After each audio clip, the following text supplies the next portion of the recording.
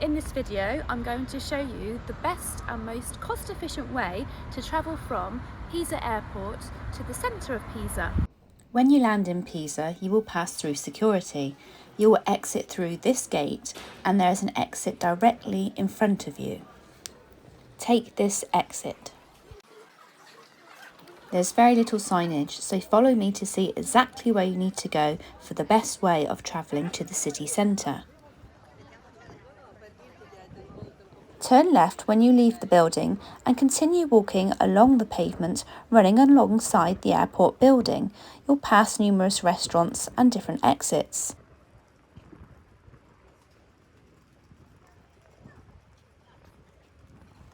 If you needed to pass through the airport, you might have left from this exit.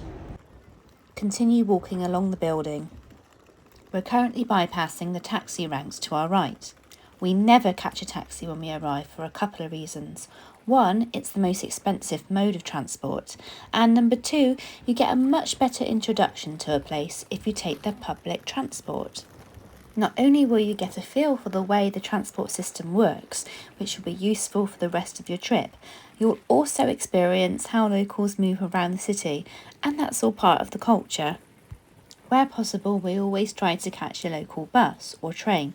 However, that's not possible in Pisa. What you have to do is You follow the yellow brick road. And that will take you to the Pisa Mover. The Pisa Mover is a dedicated cable car train taking you all the way to the city centre. You need to go up a level to buy your tickets and access the platform. We took the lift.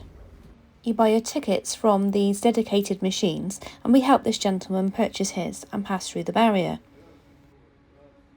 And it costs €6.50 for a single ticket, or you can get a return. And it's all automated, so once you're here, you use the machine, get it. You can select the language that you need, and the first question will be whether you need a single or return. We need two. We needed 2 single tickets. And then you can pay with cash or card. There's a QR code on the ticket and you use that to pass through the barrier. I'll show you more about that later. The Pisa Mover is a really efficient service. I'll take you on it now and then I'll show you what you need to do once you arrive at Pisa Central Station.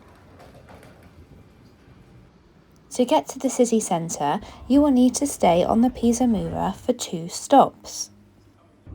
Next, I'll show you what you need to do when you arrive at Pisa train station. Stay tuned because it is pretty confusing. There's very little signage about, which is the case around a lot of Italy. You will exit the Pisa Mover just here and get your ticket ready because you'll need the QR code to go through the barriers to exit. Most of the scanners are at the top, but some are actually on the sides, so keep an eye out.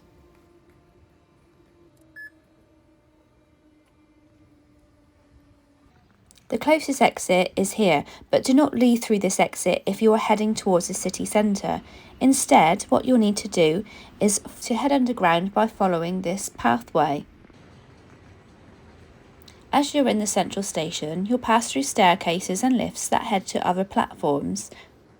Take the final one and go back up. From the top, you'll be able to see the Pisa Mover on the opposite side of the railway station. Take one final set of stairs, and this is where you need to exit. There was quite a bit of building work going on while we were there, but I'll show you what the front of the station looks like now. You'll leave from this exit, and you'll find yourself at the front of the train station. From here, you'll be ready to explore Pisa. We were absolutely blown away by our time in this charming Tuscan city. It's very popular with tourists, so watch my travel guide if you'd like some tips on how to avoid the crowds, and join our adventures as we explore the ancient city wall, admire the breathtaking architecture,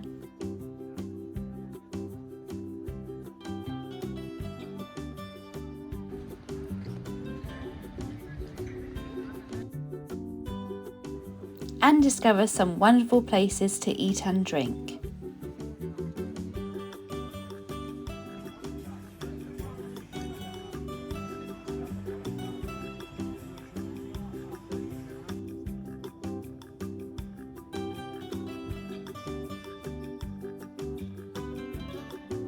I hope you found this guide useful. I'm a brand new YouTuber, so please do let me know in the comments below if it was helpful and if you'd like to see similar kinds of videos. If you're visiting Pisa, I hope that you have a fantastic time, and thank you so much for watching and supporting my channel.